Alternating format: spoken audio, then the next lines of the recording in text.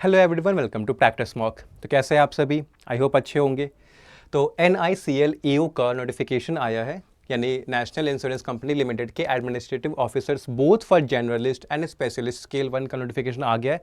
तो चलिए आइए इस पर डिस्कस करते हैं क्या क्या डेट्स है, एलिजिबिलिटी क्या है, पोस्ट कैसा है, वैकेंसीज कितनी है और सैलरी कितनी होगी। तो चलिए स्टार्ट करते हैं डेट्स के साथ। तो जो इम्पोर्टेंट डेट्स हैं वो हैं कि जो रजिस्ट्रेशन स्टार्ट हो रहा है वो स्टार्ट हो रहा है 2 जनवरी से। आपका 2 जनवरी 2024 से रजिस्ट्रेशन स्टार्ट हो जाएगी। मतलब 2 जनवरी 2024 से आप इस पोस्ट के लिए अप्लाई करना स्टार्ट कर सकते हैं। और कब तक कर सकते हैं? 22 जनवरी 2024।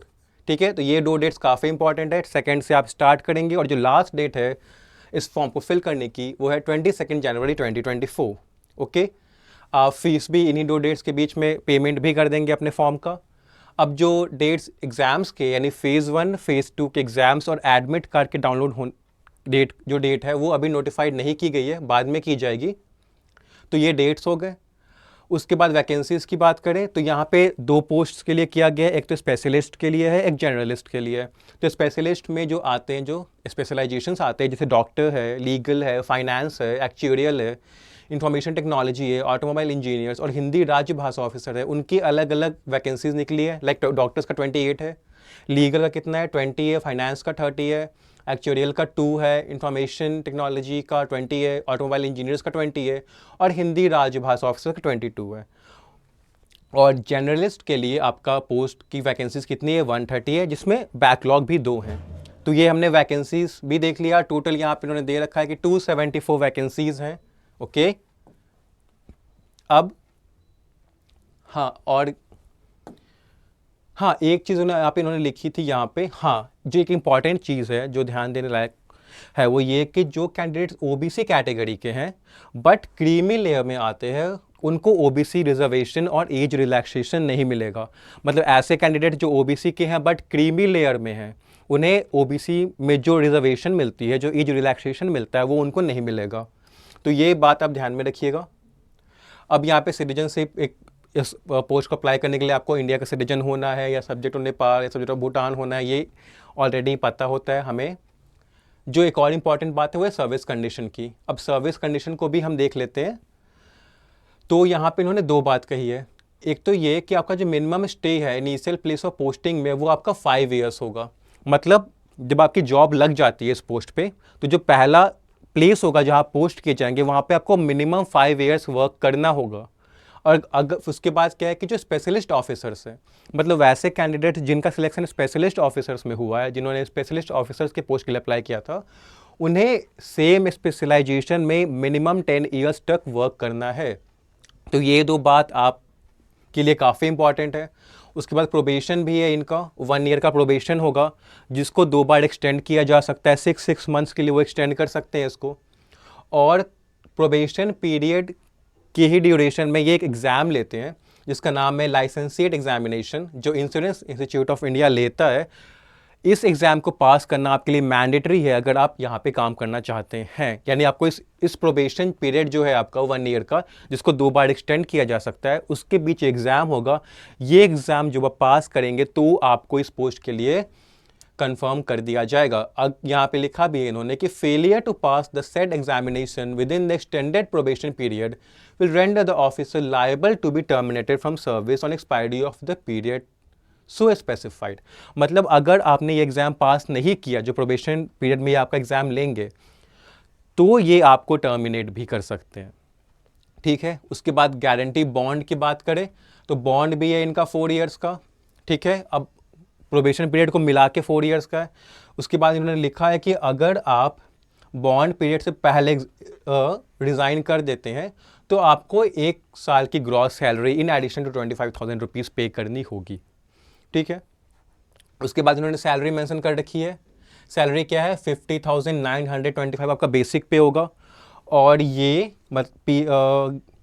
Pension, gratuity, LTS, medical benefits, accident insurance, ये सारी चीज़ों को मिला के मेट्रो सिटीज़ में ये सैलरी आपकी बन जाएगी 85,000 की, which is quite a handsome salary. तो ये आपके लिए एक बहुत अच्छा मोटिवेशन है कि अगर आप इस पोस्ट के लिए अप्लाई करते हैं तो सैलरी आप देख रहे हैं कितनी अच्छी है। तो आप ज़रूर, अगर आप एलिजिबल हो तो इस पोस्ट के लिए ज़रूर अप्लाई करो। अब यहाँ पे एजुकेशनल क्वालिफिकेशन की बात करें तो 2 पोस्ट हैं, जनरलिस्ट के लिए है और एक स्पेशलाइज्ड पोस्ट के लिए भी है। तो इन स्पेशलाइज्ड पोस्ट के लिए उन्होंने अलग अलग दे रखा है क्वालिफिकेशन। जैसे अगर आप डॉक्टर्स में है तो आपको, आपके पास एक मेडिकल डिग्री होनी चाहिए, may be MBBS, MD, MS, PG, ठीक है। उसके बाद अगर लीगल से हैं तो ग्रेजुएट होने चाहिए या पोस्ट ग्रेजुएट होने चाहिए। आप लॉ में, फाइनेंस, जो फाइनेंस के साथ फिल करना चाहते हैं उन्हें chartered accountant, cost accountant, BCom, MCom होना चाहिए उनके पास। उसके बाद एक्चुरियल, जो एक्चुरियल में है वो बैचलर, मास्टर डिग्री होनी चाहिए स्टैटिस्टिक्स में, या बैचलर डिग्री होनी चाहिए मैथमेटिक्स में, एक्चुरियल साइंस में, या किसी भी क्वांटिटेटिव डिसिप्लिन में आपके पास एक बैचलर या एक मास्टर्स होना चाहिए। इंफॉर्मेशन टेक्नोलॉजी के लिए आपको BE, BTech, ME, MTech होना चाहिए आपके पास कंप्यूटर साइंस और इंफॉर्मेशन टेक्नोलॉजी में, या फिर आपके पास MCA की डिग्री होनी चाहिए, ठीक है। उसी तरह से अगर ऑटोमोबाइल इंजीनियरिंग की बात करें तो BE, BTech, ME, MTech होना चाहिए किसमें, ऑटोमोबाइल इंजीनियरिंग में। अब जनरलिस्ट ऑफिसर्स के लिए क्या चाहिए, उनको चाहिए ग्रेजुएट एंड पोस्ट ग्रेजुएट किसी भी स्ट्रीम में। मतलब अगर आप किसी भी स्ट्रीम में ग्रेजुएट हैं या पोस्ट ग्रेजुएट हैं तो आप जनरलिस्ट के अंडर आप फिल कर सकते हैं। अगर आपके पास इनमें से कोई एक डिग्री है तो आप सेड स्पेशलाइजेशन के लिए भी अप्लाई कर सकते हैं। बट ध्यान देने वाली बात यह है कि आप किसी एक पोस्ट के लिए ही अप्लाई कर सकते हैं, एक डिसिप्लिन के लिए ही अप्लाई कर सकते हैं, या तो जनरलिस्ट या तो स्पेशलिस्ट, वो भी स्पेशलिस्ट में सिर्फ एक। आप मल्टीपल पोस्ट के लिए अप्लाई नहीं कर सकते हैं इसमें, ठीक है। और ध्यान देने वाली बात क्या है इसमें कि यहाँ पे इन्होंने मार्क्स का क्राइटेरिया भी रखा है। जैसे जनरल के लिए मिनिमम 60% होना चाहिए आपके पास ग्रेजुएशन या पोस्ट ग्रेजुएशन में, और SC ST के लिए 55%। और ये सब में एप्लीकेबल है, वेदर आप इन स्पेशलाइजेशन में भर रहे हो, जनरलिस्ट के लिए भर रहे हो। यहाँ पे इन्होंने हिंदी राजभाषा ऑफिसर्स के लिए भी निकाली है, जिसमें इन्होंने क्या कहा है कि आपके पास एक मास्टर डिग्री होनी चाहिए रिकॉग्नाइज्ड यूनिवर्सिटी हिंदी में with English as a subject. और यहाँ पे भी उन्होंने कहा है कि 60% और 55% का क्राइटेरिया यहाँ पे भी एप्लीकेबल है, ठीक है। तो ये हो गया एजुकेशनल क्वालिफिकेशन। उसके बाद एज लिमिट की बात करें तो मिनिमम एज कितना है, मिनिमम आपका है 21 ईयर्स और मैक्सिमम है आपका 30 ईयर्स, ठीक है। ये एज कहाँ से काउंट करेंगे, 1/12/2023, मतलब 1 दिसंबर 2023 से ये एज को के एज, इस डेट को लेके इन्होंने एज काउंट की है।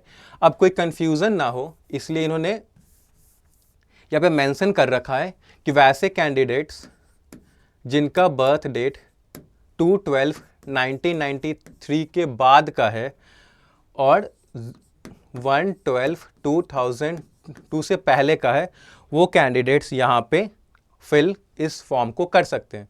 तो ध्यान दीजिए कि आपका बर्थ डेट इसके बाद का हो, मतलब आपका जो बर्थ डेट है वो 2/12/1993 के बाद का हो और 1/12/2002 से पहले का हो, ठीक है।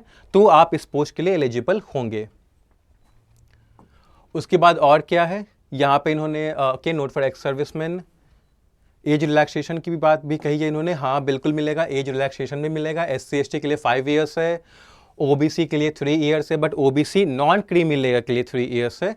जो क्रीमी लेयर में आते हैं हमने पहले ही डिस्कस किया कि उन्हें एज रिलैक्सेशन नहीं मिलेगा। उसके बाद जो बेंचमार्क डिसेबिलिटीज़ वाले कैंडिडेट्स होंगे उनको 10 ईयर्स मिलेगा, एक्स सर्विसमैन को 5 ईयर्स मिलेगा, और डिफेंस पर्सनल को 3 ईयर्स मिलेगा। जो विडोज डिवोर्स्ड वीमेन हैं और जो वीमेन जो सेपरेटेड है हस्बैंड से उन्हें 9 ईयर्स, और ऐसे जो एम्प्लॉय जो एग्जिस्टिंग एम्प्लॉयज़ है public sector general insurance companies की जैसे GIC agriculture insurance company India limited, तो उन्हें 8 ईयर्स का मिलेगा, ठीक है। तो यहाँ पे एज रिलैक्सेशन भी हमने डिस्कस कर लिया। अब यहाँ पे इन्होंने ओके आगे देखते हैं कुछ और इम्पॉर्टेंट जो चीज़ हमारे लिए हो। हाँ, सिलेक्शन प्रोसीजर देख लेते हैं, सिलेक्शन कैसे होगा, क्या प्रोसीजर है कैंडिडेट्स को सिलेक्ट करने का। तो 2 फेज़ में एग्जाम होंगे, फेज़ 1 फेज़ 2। फेज़ 1 आपका प्री, फेज़ 2 आपका मेंस। प्री एग्जाम को देखें तो ये यहाँ पे इंग्लिश का, रीजनिंग का और क्वांट्स का एग्जाम टेस्ट होगा आपका, ठीक है। 30 मार्क्स का इंग्लिश होगा, 35 मार्क्स की रीजनिंग होगी और 35 मार्क्स का क्वांट्स होगा। और इनके लिए आपको 20 मिनट्स मिलेगा। मतलब टोटल 1 घंटे का एग्जाम होगा, जिसमें इंग्लिश, रीजनिंग और क्वांट्स के लिए आपको 20 मिनट्स मिलेंगे ईच सेक्शन के लिए। और इंग्लिश का मार्क्स होगा 30 और रीजनिंग और क्वांट्स होगी 35। ठीक है। अगर मेन एग्जाम की बात करें तो जर्नलिस्ट के लिए जो मेन एग्जाम होगा उसमें रीजनिंग का टेस्ट होगा, इंग्लिश का टेस्ट होगा, जनरल अवेयरनेस होगी, कंप्यूटर नॉलेज होगा और क्वांट्स होगा। ठीक है। टोटल 250 मार्क्स का होगा। और पर सेक्शन मतलब टेस्ट रीजनिंग के लिए आपको 40 मिनट्स मिलेंगे, इंग्लिश के लिए 40 मिनट्स, जीए और कंप्यूटर के लिए 30 मिनट्स मिलेंगे और क्वांट्स के लिए 40 मिनट्स मिलेंगे। ठीक है। तो ये आपका जनरलिस्ट के लिए हो गया। स्पेशलिस्ट के लिए क्या हुआ? रीजनिंग का टेस्ट होगा, इंग्लिश का होगा, जीए का होगा, जनरल अवेयरनेस, कंप्यूटर नॉलेज का होगा, क्वांट्स का होगा।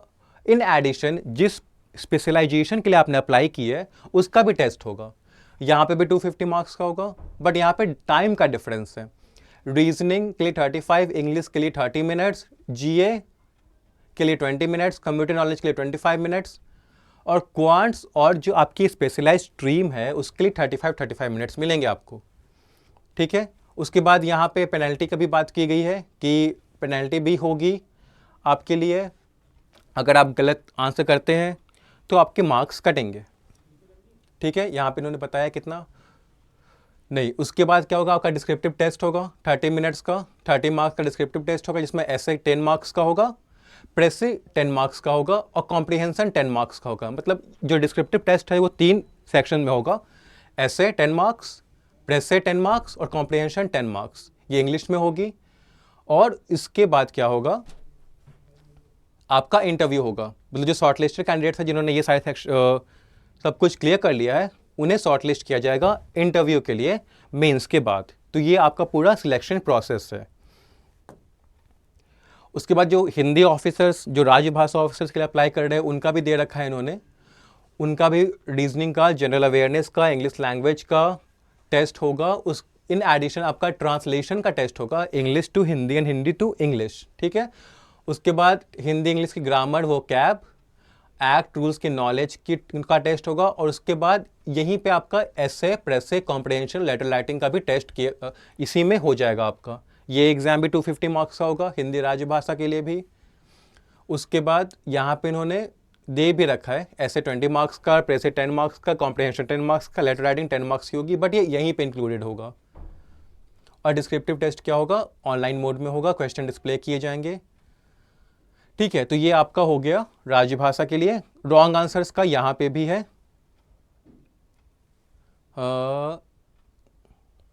हाँ, there will be penalty for wrong answers. ठीक है। 1/4 आपका मार्क्स, जो भी क्वेश्चन मार्क का मार्क होगा उसका 1/4 आपका डिडक्ट होगा अगर आपने रॉन्ग आंसर मार्क किया है तो।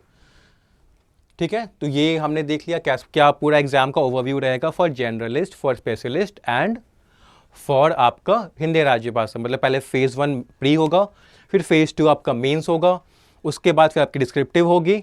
अगर आप राज्यभाषा के लिए है तो आपका मेंस एग्जाम में ही डिस्क्रिप्टिव इंक्लूड कर दिया जाएगा, अलग से नहीं होगा, बट बाकी दोनों के लिए आपका डिस्क्रिप्टिव होगा। उसके बाद जब आप मेंस क्लियर कर लोगे तो इंटरव्यू के लिए आपको शॉर्टलिस्ट किया जाएगा।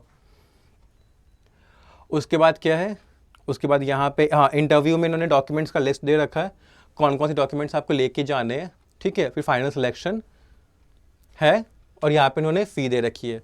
तो हमने जो जितने भी इंपॉर्टेंट डिटेल्स थे, हाँ, वो हमने डिस्कस कर लिया है इस नोटिफिकेशन से रिलेटेड।